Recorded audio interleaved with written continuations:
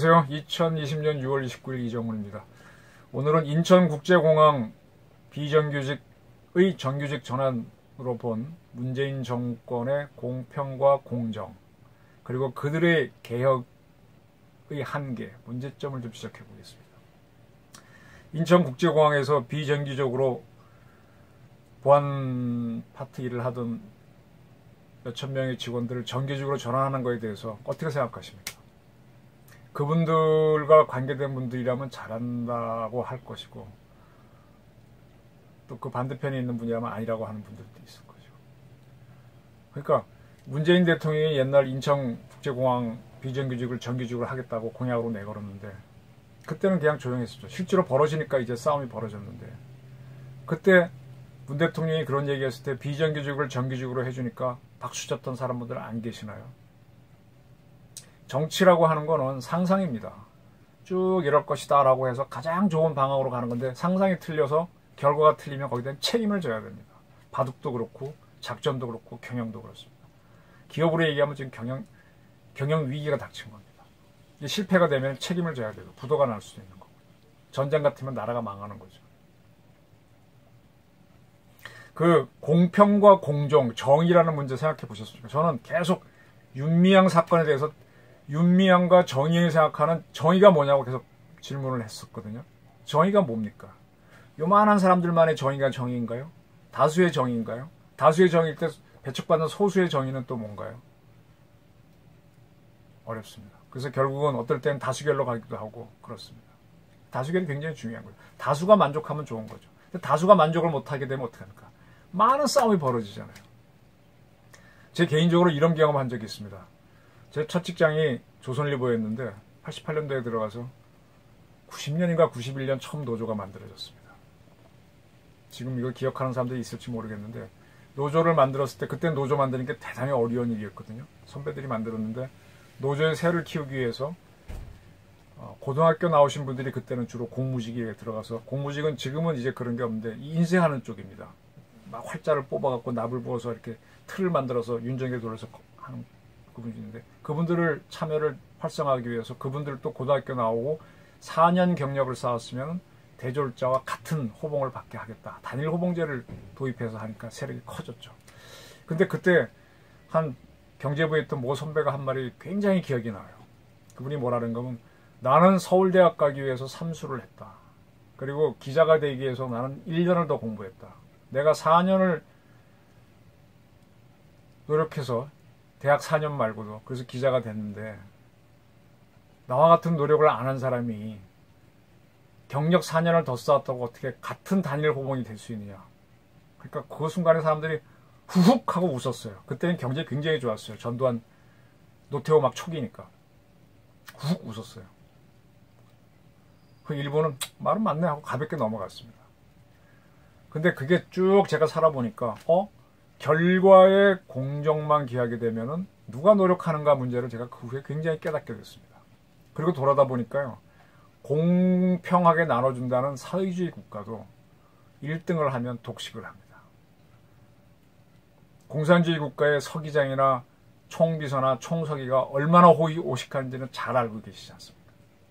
그리고 그 나라에서도 1등을 하는 사람들은 하다못해 조선인민군에서는요, 걔네 강건종합군관학교인가요? 우리 육사 같은 거? 거기 나올 때 1등, 2등 한 사람들은 처음에 쏘위 안 달아요. 중이 달아요. 공정하지 않습니다. 우리는 전부 다 똑같이 1등부터 꼴찌까지 다 쏘위 달고 나옵니다. 육사에서. 근데 이 결과에 공정을 기하자. 난 그렇게 하면 힘이 합쳐서 잘 될 줄 알았는데 막상 해보니까 노는 사람이 생기고 열심히 일할 필요가 없지 않습니까? 사회가 다운되더라고요. 그래서 사회주의는 아니다. 경쟁이 도입되는 승자 독식을 허용해야만 된다. 물론 다 먹을 수는 없죠. 그 사람 도네이션 하게 유도록 하고. 그래서 자유민주주의고 시장경제가 중요하다. 계속 성장을 하게 되면 일자리가 생기고 뭐가 생기기 때문에 갈등이 줄지만, 이게 늘지 않으면 싸움이 벌어진다. 인국공 사태도 을과 을의 싸움입니다. 갑과 을의 싸움인데 을과 을의 싸움이 있어요. 지금 이스타 항공이 제주항공에 인수되는 문제 한번 보십시오. 여당 국회의원 오나인 이상직 의원이 봉급을 못 주. 지금 저가 항공은요 매우 어렵습니다. 대한항공이나 아시아는 그 화물이라도 좀 나눌 수 있는데 저가항공은 순수하게 승객이거든요. 그리고 지금 미국이나 몇 군데 널어졌지만 주변 국가들은 아직 열어준 데가 없어요. 저가항공은 멀리 가지도 않아요. 그 비행기 하나도 몇 달째 못 띄우고 있어. 봉급도 못 주는데 마침 제주항공이 인수하기 위해서 인수하려고 했는데 이 사태가 벌어지니까 제주항공은 이스타항공이 못 준 체불 임금을 다 해야만 인수하겠다 이러니까 막 이스타항공은 내부에서 노사 갈등이 있다가 노노 갈등이 붙고 막 복잡해지는 거 아닙니까? 이 경기 나빠지니까 이런 모양이 되는 거잖아요. 제가 드리는 질문은요. 이제 문재인 정부한테 갑니다. 문재인 정부가 인천국제공항 비정규직 정규직을 화를 공약으로 내걸었던 걸로 알고 있습니다. 근데 이 사람들은 파이를 키우지 않고 똑같이 나눠주는 걸로 했어요. 그러다 보니까 이 모양이 이 꼴이 됐습니다. 물론 코로나 사태도 있겠지만 뭐 항상 생각지 못한 변수는 들어오는 거 아닙니까? 근데 계속 경제가 키워갔으면 좀 낫겠죠. 근데 없으니까 이렇게 싸움이 벌어지는 거잖아요. 또 남북 문제도 지난 3년 동안 북한에 대해서 어떻게 했는데 결론이 뭡니까? 북한이 대남 사업을 우리를 적으로 보고 대적 사업으로 전환한다라고 발표해버렸습니다. 그리고 결국은 문재인 대통령의 현실을 수용해서 6월 20일 날 연설에서 자기가 했던 걸 다 부정하고 현실을 수용하는 연설을 했습니다. 국민들이 놓쳐서 그렇지 엄청난 연설을 한 거죠. 내가 잘못했습니다. 자백한 거죠. 그리고 또 물어볼까요? 지금 검찰 개혁한다고 뭐 공수처 만든다고 추미애 장관이 참 저러고 있는데 그 개혁을 왜 합니까? 누구를 위한 개혁입니까? 국민을 위한 개혁입니까? 검찰 개혁은요, 그게 핵심이 아니에요. 여러분 검찰 가서 한번 조사받아 보면 아시는데요. 딱 틀에 맞춰놓은 결론을 내기 위해서 사람 몹니다. 예. 그래갖고 그 틀대로 해서 기소를 해갖고 계속 유죄만 증명하려고 하는 검사들이 굉장히 많아요. 특히 특수수사인 경우에. 그래서 그게 안 나오면 옛날엔 고문을 했다는데 요즘 어떻게 합니까? 그분이 갖고 있는 다른 문제, 뭐 여자 문제 이런 거 갖고 협박을 해서 바터로 해서 잡아놓는 경우가 많잖아요. 그런 걸 바꿔야죠. 그걸 안 바꾸고 뭐 공수처를 만들고 뭐 공수처 만들면 공수처는 옛날 권위주의 정권에 있었던 사직동 팀하고 뭐가 다릅니까? 이게 왜 과거로 가는 걸 개혁이라 그래요? 그러니까 문재인 정권은 개혁을 잘못 알았습니다. 제가 굉장히 존경하는 고려대학교 행정학과 전 교수님인 김영평 선생님이 이런 얘기를 늘 하셨어요. 모든 사회는 갈등이 있다. 그 갈등을 줄이는 걸 개혁이라고 그러는데 갈등을 제로화하려고 하는 개혁은 바보짓이다 이런 얘기를 많이 하셨어요. 갈등은 절대 제로가 안 된다는 겁니다. 갈등이 90이 되게 되면 나라가 뒤집어지고 갈등이 50 밑으로 가게 되면 그럭저럭하고 50이면 맨날 시끄럽고 한 30, 20으로 가게 되면 사회가 안정된 거다. 따라서 갈등은 안정되도록 가라앉혀라 이 얘기예요. 흙탕물이 막 일어나게 되면 흙탕물이지만 이 흙탕물이 자꾸 가라앉도록 가만 냅두면 위에 물은 먹을 수 있다는 거죠. 그게 그렇게 사회를 끌고 가고 조직을 끌고 가야지 흙을 다 긁어내다가 자꾸 흙이 일어나서 흙탕물이 된다는 겁니다. 다 긁어지지도 않고. 근데 문재인 정부는 그걸 긁어내려고 하는 거예요. 하다 보니까 나중에 왜 하는지 자기네 세력만 보존하기 위해서 하는 모양이 돼버렸잖아요. 자기 말을 지키기 위해서 인공 사태를 유도하게 됐지 않습니까? 도대체 우리의 고용노동부 장관은 일자리 창출하기 위해서 뭐를 했고 청와대 일자리 수석은 일자리 만들기 위해서 뭐를 했습니까? 있는 거 뺏어서 주는 거 이렇게 하려고 하니까 싸움이 벌어지는 거죠. 그리고 이 정부에서 정책실장에 나와서 했던 부동산 정책 한번 보십시오. 계속 있는 거 꾹꾹 누르기만 하니까 삐죽 솟아오르고 또 집을 갖고자 하는 사람들 기회상심을 오지 않습니까? 이게 더 큰 문제가 온다는 거죠. 더 많은 갈등이 온다는 거. 흙탕물이 다 자꾸 일어나는 거죠. 개혁한다고 흙을 없앤다고 하면서 흙을 더 일어나게 하는 쫙 가라앉게 하면 되는데 그리고 더 많은 맑은 물이 생기도록 하면 돼요. 계속 파이를 키워가면 되는데 그거 안 했잖아요. 거기다 코로나 사태까지 걸려갖고 지난 선거에서는 운이 좋아갖고 경제를 못 살린 게 코로나 탓이다 넘길 수 있었지만 지금은 그렇게 할 수도 없지 않습니까? 경제가 계속 컸어. 그거 박정희, 전두환 이런 사람은 키워왔잖아요. 응? 그 나라를 다 어떻게 잡아 넣으려고 그러고 뭐 어떻게 하려고 이제 어떻게 할 겁니까? 저는 지금 문재인 정부가 이제 인국공 문제로 딱 부닥쳐서 누구 탓하기 힘들 겁니다. 이제 부동산도 점점 힘들어질 거고 남북 문제도 본인이 이미 턴을 해버렸고 어떻게 할 겁니까? 열심히 해왔던 것들이 차례로 실패하게 되면 어떡합니까? 어떻게 할 겁니까? 이거? 이제 대한민국 위기가 왔습니다. 여당이 압승을 했지만 승자의 저주에 걸렸습니다. 이거 어떻게 할 겁니까?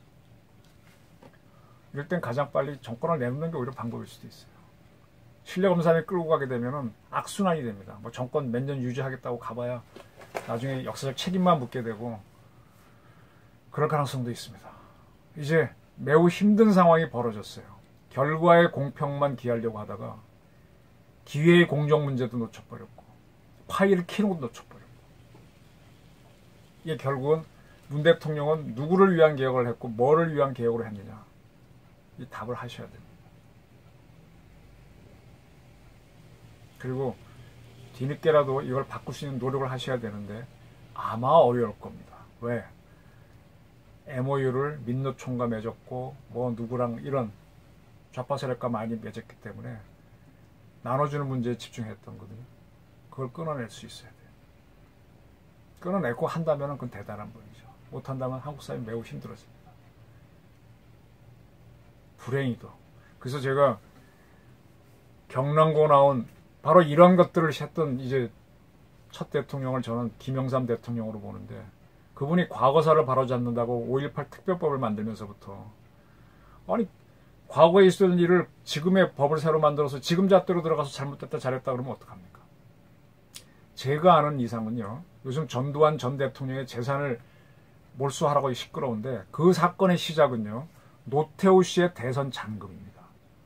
노태우 씨 대선 잔금을 김영삼 씨한테 넘겨서 김영삼 씨가 당선이 됐습니다. 근데 나중에 자기가 코너에 몰리니까 노태우가 대선 잔금 남겨놓고 있다. 그게 무슨 동아은행인가요? 거기 있다고 해서 터져 나오면서 그걸 감추기 위해서 금융실명제를 했다가 그 다음에 노태우 대통령이 4천억 정도의 비자금이 있으니까 전두환도 있을 것이다 해서 7천억 원으로 걸었다가 뭐 다 쓰고 나중에 얼마 남았다 이렇게 해서 그걸 계속 추징하고 있는데 지금 많은 국민들은 노태우 비자금은 몰라요. 그 시절에는 돈 먹는 무슨 손 그래갖고 노태우의 손 이런 장난감까지 나올 정도로 노태우 비자금이 시끄러웠는데 지금은 전두환 비자금 내놓으라는 거밖에 없어요. 역사는 이렇게 변합니다.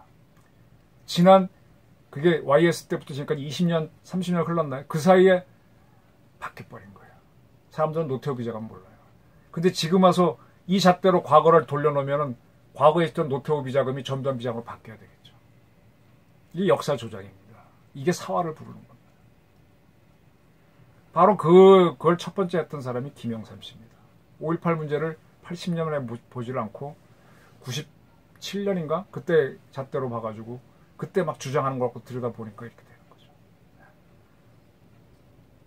그러니까 지금 계속 광주에서 문제가 생기는 겁니다. 또 지금의 관점에서 일본 반일을 보니까 정의연이 뭐 나오고 소녀상이 나왔는데 지금 모순이 되는 거예요. 이런 것들을 했던, 그래서 경남고 출신의 또 대통령이 나와서 제가 혹시나 했는데, 김영삼 대통령이 그렇게 그걸 개혁인 줄 알고 했다가 나중에 본인이, 모순에 걸렸지 않습니까? 특히 남북 문제에서 딱 깨달은 게 있어가지고, 강릉 잠수함 사건 이후에 보수로 회귀해서 어쩌고저쩌고 하는데, 이미 망가진 것 때문에 IMF 위기가 갔을 때 또 대처를 제대로 못합니다. 그래서 국가가 폭망하는 IMF 위기를 맞았죠.